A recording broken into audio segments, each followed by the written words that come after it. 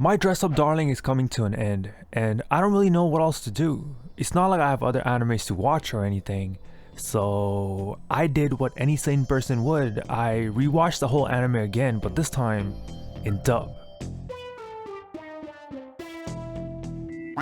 Now, don't get me wrong, I prefer my anime the same way I prefer you guys, and have been doing so since I started, with a few exceptions like Black Lagoon and Ghost Stories. Not because I wanted to, but because everywhere I searched before watching them said the dub was way better. And honestly speaking, I don't disagree. Especially Ghost Stories.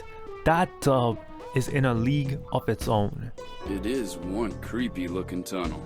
Kinda reminds me of your sister for some reason. If you haven't already watched it by now, definitely recommend checking it out. So why'd they close off the tunnel anyway? Years ago, people went in there, but they didn't come out. Not unlike your sister. Hey man, let's get off the sisters. Especially since I just got off of yours. Yeah, baby! That's what I've been waiting for. That's what it's all about. Woo! Since this is the first dub I'm watching in years, I was a little skeptical. But to my surprise, it didn't disappoint either. For some reason going into it, I was a little worried it might come off too corny, since this is a slice of life anime which is based in Japan, but the whole team did a great job at dubbing it for a Western audience. Definitely way better than I thought it would be. There are still some scenes that kinda bugged me, where the voice doesn't align with the lip movement, but what can you really do? It's a whole different language being dubbed. It might feel off, but it is what it is. So going into it, I already knew they would cast someone amazing for Marin.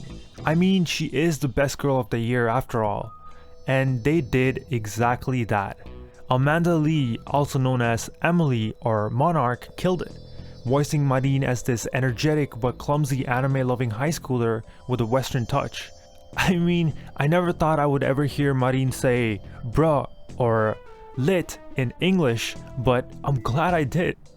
And just when I thought I couldn't get any better, in came Paul Dateh, voicing Gojo perfectly as this timid, low self-esteemed high schooler who has a lot of potential but is just lost and confused.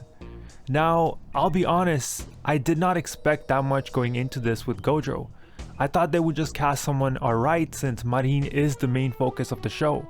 But wow, did they do an amazing job. He definitely made me appreciate Gojo a lot more.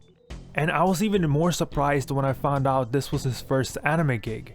I'm 100% sure we'll be seeing him more down the line.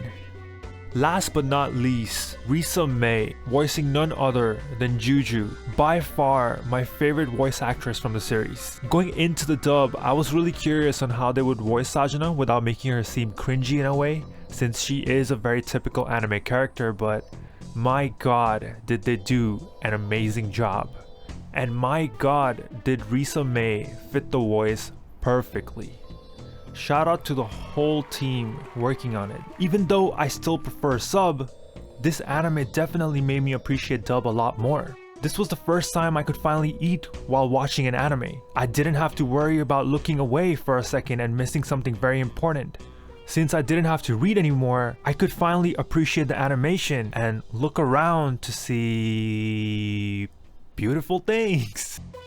If you are like me and never gave dubbed anime a try, I strongly recommend giving this one a go. It might just change your perception on dubbed anime as a whole. And if you're watching this video to see if the dub is good or not, trust me, you are gonna love it. As someone who watches sub all the time, I really enjoyed the whole experience and would love to watch more dubs like this. If you have any recommendations for me, please do let me know. And if you love My Dress Up Darling as much as I do, then check out this video where I talk about why Marin is the best girl of all time.